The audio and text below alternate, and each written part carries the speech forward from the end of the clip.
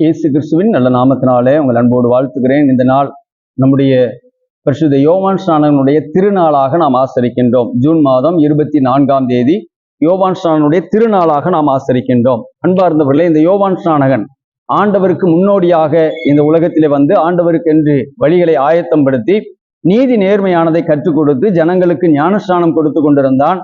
அந்த சூழ்நிலையிலே அங்கே யாராக இருந்தாலும் நியாயத்தை சொல்வதிலே உண்மை உள்ளவனாக இருந்தான். ஆகவே அங்கே ஏரோது தவறு செய்த பொழுது அதை சுட்டி காட்டினான்.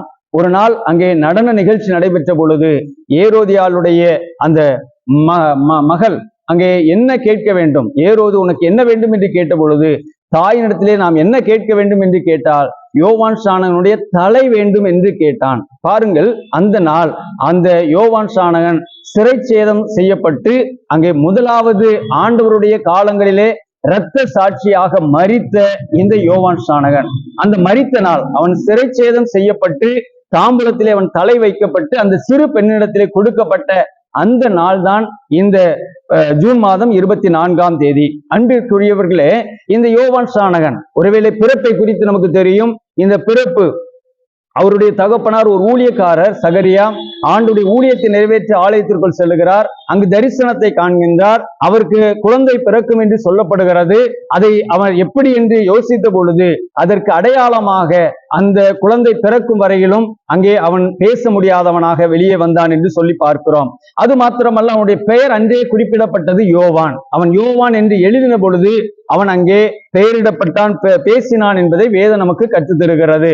அது மாத்திரமல்ல, அங்கே மரியாள் அங்கே அடையாளம் சொல்லப்பட்டு எலிசபெத்துடைய வீட்டிலே சென்று அங்கே வாழ்த்துதல் செய்கிறாள். அவளுக்கு குழந்தை உண்டாயிருக்கிறது என்று எண்ணி அப்பொழுது வயிற்றில் உள்ள குழந்தை களிப்பாய் துள்ளிற்று என்று சொல்லி பார்க்கிறோம். என் ஆண்டுடைய தாயார் என்னிடத்திலே வந்தார் என்று சொல்லி அந்த எலிசபெத் சொல்லுகிறதை நாம் பார்க்கிறோம். பாருங்கள், ஒரு பெரிய நெருங்கிய உறவுகளிலே வாழ்ந்த சம காலத்திலே வாழ்ந்த ஒரு அருமையான ஆண்டவருடைய பணியை முன்னோடியாக செய்தவர் தான் இந்த பரிசுத்த யோவான் ஸ்நானகன்.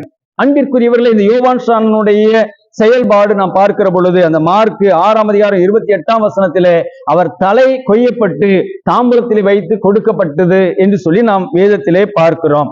அன்பிற்குரியவர்களே, இந்த யோவான் ஸ்நானகனை குறித்து நாம் பார்க்கின்ற பொழுது இவர் யார் என்று சொன்னால், முதலாவதாக இவர் அனுப்பப்பட்டவர்.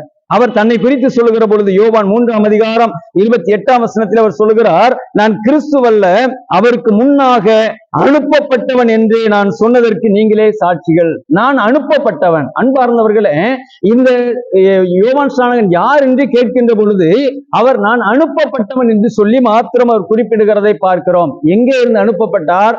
பழைய ஏற்பாட்டினுடைய புஸ்தகம் மல்கியாவின் புஸ்தகம் 3ஆம் அதிகாரம் 1ஆம் வசனத்திலே பார்க்கிற பொழுது வனாந்தரத்திலே அந்த கூப்பிடுகிறனுடைய சத்தம் உண்டாயிற்று என்று சொல்லி அவரை குறித்த அடையாள சொற்களை சொல்லி அந்த மனிதன் அங்கே அனுப்பப்படுவார். அதற்கு பின்பு இந்த உலகத்திலே நன்மையான காரியங்கள் நடைபெறும் என்று இந்த யோவான் ஸ்நானனுடைய காரியத்தை அங்கே அனுப்புவதாக சொல்லப்படுகிறது. அதற்கு பின்பு ஆண்டவர் பழைய ஏற்பாட்டின் காலங்களிலே மோசேயோடு பேசினார். அதற்கு பின்பதாக ஆண்டவர் ஒவ்வொரு நிலைகளிலுமே அவர் பேச ஆரம்பித்தார். நியாயாதிபதிகளை கொண்டு பேசினார், ராஜாக்களை கொண்டு பேசினார், தீர்க்கதரிசிகளை கொண்டு பேசினார். இப்படி பேசிவிட்டு ஜனங்களுக்கு ஒவ்வொரு காரியத்தை கற்றுக் கொடுத்து விட்டு நிறைவாக ஒரு 400 ஆண்டு காலம் மனிதர்களோடு ஆண்டவர் பேசாமல் அமர்ந்திருந்தார். அப்படி பேசாமல் அமர்ந்திருப்பதற்கு முன்பதாக சொல்லப்பட்டு அனுப்பப்பட்டவர் தான் இந்த யோவான் ஸ்நானகன். அந்த மல்கியா தீர்க்கதரிசியின் புஸ்தகம் இந்த பழைய ஏற்பாட்டினுடைய கடைசி புஸ்தகம். புதிய ஏற்பாட்டினுடைய முதல் புஸ்தகம் வருகிற பொழுது இந்த முதலாவது யோவான் ஸ்நானகன் அந்த மல்கியா தீர்க்கதரிசி சொன்ன அந்த வாக்குத்தத்தத்தை நிறைவேறத்தக்கதாக யோவான் ஸ்நானகன் இங்கே வருகிறார் என்பதை வேதம் நமக்கு சுட்டி காட்டுகிறது. ஆகவே ஆண்டவருடைய திட்டத்தை நிறைவேற்றுவதற்கு அனுப்பப்பட்டவர் இந்த யோவான், பரிசுத்த யோவான் ஸ்நானகன் என்பதை நாம் மிக தெளிவாக அறிந்து கொள்ள அழைக்கப்படுகிறோம். ஏசாயா 40ஆம் அதிகாரம் 3ஆம் வசனத்திலும் இதைத்தான் அங்கே சொல்லப்படுகிறதை நாம் பார்க்கின்றோம். ஆக இந்த யோவான் ஸ்நானகன் என்பவர் நமக்காக அவர் இந்த உலகத்திலே வழியை ஆயத்தம் பண்ணுவதற்காக அனுப்பப்பட்டவராக தன்னை வெளிப்படுத்துகிறார். இரண்டாவது நாம் பார்க்கிற பொழுது அவர் அர்ப்பணித்தவர் என்று சொல்லி பார்க்கின்றோம். எப்படிப்பட்ட காரியங்களில் அர்ப்பணித்தார் என்று சொல்லி பார்க்கிற பொழுது அங்கே யோவான் சுவிசேஷம் 1ஆம் அதிகாரம் 27ஆம் வசனத்திலே நாம் பார்க்கின்றோம். அங்கே அவர் சொல்லுகின்ற பொழுது அவர் எனக்கு பின் வந்தும் என்னிலும் மேன்மையுள்ளவர், அவருடைய பாதரட்சைகளின் வாரை அவிழ்ப்பதற்கும் நான் பாத்திரன் அல்ல என்றார். இன்னும் நீங்கள் பார்க்கிற பொழுது அவர் பெருகவும் நான் சிறுகவும் வேண்டும். பாருங்கள், யோவான் 3ஆம் அதிகாரம் 30ஆம் வசனத்துல அவர் பெருகவும் நான் சிறுகவும் வேண்டும் என்று அவர் அர்ப்பணித்தார் என்று சொல்லி வேதம் கற்றுத் தருகிறது. கிறிஸ்துவுக்குள் பிரியமானவர்களே, அவருடைய அர்ப்பணிப்பு என்று நாம் பார்க்கின்ற பொழுது அவர் முழுவதுமாக தன்னை ஆண்டவருக்கென்று அர்ப்பணித்ததை நாம் பார்க்கிறோம். லூக்கா 7ஆம் அதிகாரம் 28ஆம் வசனத்திலும் நாம் பார்க்கின்ற பொழுது அவர் அங்கே எவ்வாறாக அர்ப்பணிப்பை வெளிப்படுத்துகிறார் என்பதை வேதம் நமக்கு சுட்டிக்காட்டுகிறது. யோவான் 7ஆம் அதிகாரம் 28ஆம் வசனத்திலே பார்க்கின்ற பொழுது சொல்லப்படுகிறது, ஸ்திரீகளிடத்திலே பிறந்தவர்களில் யோவான் ஸ்நானனை பார்க்கில் பெரிய தீர்க்கதரிசி ஒருவனும் இல்லை என்று ஆண்டவர் சொல்லத்தக்கதாக அளவிலே அவருடைய அர்ப்பணிப்பு காணப்பட்டது. காரணம் என்ன? நீதியாக நேர்மையாக எல்லா காரியத்தையும் அவர் சொல்லுகிறவராக இருந்தார். ஆண்டவரை இவர் உயர்த்தி காட்டுகிற பொழுது ஆண்டவர் இயேசு இவரை உயர்த்தி காட்டுகிறார். இந்த மனிதன் ஸ்திரீகளிடத்திலே பிறந்தவர்கள் இவரை போல ஒரு மனிதனும் இல்லை என்று சொல்லி அவருடைய அர்ப்பணிப்பை, தாழ்மையை, அவர் நான் சிறுகவும் அவர் பெருகவும் வேண்டும் என்று சொல்லுகிறாரே, அந்த காரியத்தை ஆண்டவர் மேன்மைப்படுத்துகிறவராக இந்த யோவான் ஸ்நானகனை பார்க்கிற ஒரு மனிதனும் இல்லை, தீர்க்கதரிசியும் இல்லை, அல்லது எந்த ஒரு நிலைகளும் இல்லை என்று சொல்லி ஆண்டவர் அந்த மனிதனை மேன்மைப்படுத்தி பேசுகிறதை நாம் பார்க்கிறோம். இந்த நாளிலே ஆண்டவர் பெருக செய்வதற்கு நம்மை அர்ப்பணிக்கிறவர்களாய் இருக்கின்றோமாம். நான் சிறுக வேண்டும், ஆண்டவர் பெருக வேண்டும், ஆண்டவருடைய நாமம் பெருக வேண்டும், ஆண்டவருடைய நாமம் மகிமைப்பட வேண்டும் என்று சொல்லி அதற்காக நம்மை அர்ப்பணிக்கின்றவர்களாக இருக்கிறோமா? இந்த யோவான் ஸ்நானகன் அப்படியாக தன்னை அர்ப்பணித்தார். ஐயா, நீங்க யார் என்று கேட்ட பொழுது அவர் ஒவ்வொரு காரியத்தையும் சொல்லுகிறார். நீ கிறிஸ்துவா? இல்ல, நான் கிறிஸ்து அல்ல. அல்லது எலியாவா? இல்ல, நான் எலியா அல்ல. அல்லது தீர்க்கதரிசியா? இல்ல, நான் தீர்க்கதரிசி அல்ல என்று சொல்லி நான் அனுப்பப்பட்ட வார்த்தை சத்தமா இருக்கிறேன் என்று சொல்லுகிறார். அவர் சொல்லுகிறார், நான் வனாந்தரத்திலே கூப்பிடுகிறவனுடைய சத்தமா இருக்கிறேன், அவ்வளவுதான். நான் தீர்க்கதரிசியும் அல்ல, நான் எலியாவும் அல்ல, அல்லது நான் கிறிஸ்து அல்ல என்று சொல்லி முழுவதுமான மகிமையை ஆண்டவருக்கு கொடுக்கிறதை பார்க்கிறோம். அன்பிற்குரியவர்கள், இந்த நாளிலே நம்முடைய அர்ப்பணிப்பு ஆண்டவர் பெருகவும் நான் சிறுகவும் வேண்டும் என்று காணப்பட வேண்டும்.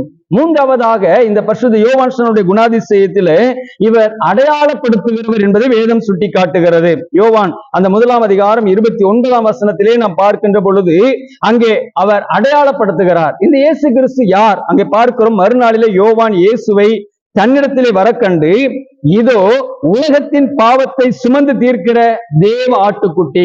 பாருங்கள், அவர் எப்படியாக அவர் அடையாளப்படுத்துகிறார் என்று சொன்னால், உலகத்தின் பாவத்தை சுமந்து தீர்க்கிற தேவாட்டுக்குட்டி இயேசு கிறிஸ்து ஒருவர் தான் என்பதை இந்த பரிசுத்த யோவான் ஸ்நானகன் மிக தெளிவாக தன்னுடைய வார்த்தையிலே சொல்லி அடையாளப்படுத்துகிறார்.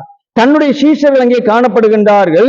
அந்த தன்னுடைய சீஷர்கள் அங்கே போகிற பொழுது இயேசுவை அவன் காண்கிறார். உடனடியாக அவர் சொல்லுகிறார், இயேசு நடந்து போகிறதை அவன் கண்டு, இதோ தேவ ஆட்டுக்குட்டி என்றான். பாருங்கள், உலகத்தின் பாவத்தை சுமந்திருக்கிற தேவ ஆட்டுக்குட்டி இப்பொழுது இதோ தேவ ஆட்டுக்குட்டி என்று சொன்ன பொழுது அவரோடு யோவான் ஸ்நானனோடு இருந்த சீஷர்களிலே 2 பேர், அந்திரேயா மற்றொருவர், இந்த 2 பேரும் இயேசு கிறிஸ்துவினுடைய சீடர்களாக பின்தொடர்கிறார்கள்.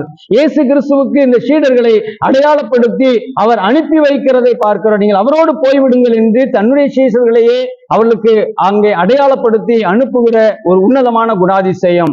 தான் பெருக வேண்டும் என்றோ, தனக்கு பெயர் புகழ் வேண்டும் என்றோ, தன்னுடைய சீடர்கள் தன்னோடு இருக்க வேண்டும் என்று விரும்பாமல் தன்னுடைய சீடர்களை அவர்களுக்காக அனுப்பின அந்த யோவான் ஸ்நானகன் அந்திரேயா சென்று முதலாவது பேதுருவை அழைத்து வருகிறார். அந்த சீஷர்களுடைய கூட்டம் பெருகுகிறது. அடுத்ததாக பிலிப்புவை ஆண்டவர் அழைக்கின்றார். பிலிப்பு உடனடியாக அங்கிருக்கின்ற நாத்தான்வேலை அவர் அழைக்கின்றார். இதனால் திருச்சபை வளர்ந்து பெருக ஆரம்பிக்கிறது. திருச்சபை எல்லா நிலைகளிலும் அங்கே ஆசீர்வதிக்கப்படுகிறது. அன்பிற்குரியவர்களே, இந்த நாளிலே நாம் பார்க்கின்ற பொழுது இந்த யோவான் ஸ்நானகன் அடையாளப்படுத்துகிறவராக கிறிஸ்துவை அடையாளப்படுத்தி அவரை பின் செல்லுங்கள் என்று தன்னுடைய சீஷர்களை அனுப்புகிற ஒரு உன்னதமான குணாதிசயத்தை பெற்றவர். ஆகவே இந்த நாளிலே நாம் அறிந்து கொள்ள வேண்டிய சத்தியம், இந்த யோவான் ஸ்நானனுடைய திருநாளிலே அவர் அனுப்பப்பட்டவர். பழைய ஏற்பாட்டினுடைய கடைசியிலிருந்து அங்கே புதிய ஏற்பாட்டினுடைய துவக்கம் வரையிலும் அனுப்பப்பட்டவராக நிற்கின்றார். அவர் அர்ப்பணித்து நான் சிறுகவும் அவர் பெருகவும் வேண்டும் என்று சொல்லுகின்றார். அவர் தன்னுடைய சீஷர்களையே இயேசுவுக்கு பின் செல்லுங்கள் என்று, அவர்தான் உலகத்தின் பாவத்தை சுமந்து தீர்க்கிற தேவாட்டுக்குட்டி என்று அடையாளப்படுத்தி அனுப்புகிறார். அந்த குணாதிசயங்களை நாமும் பெற்று இந்த அருமையான யோவான் ஸ்நானகனை போன்று நீதிக்காக நேர்மைக்காக வாழுவோம். ஆண்டவர் நம்மை ஆசீர்வதிப்பாராக. ஆமேன்.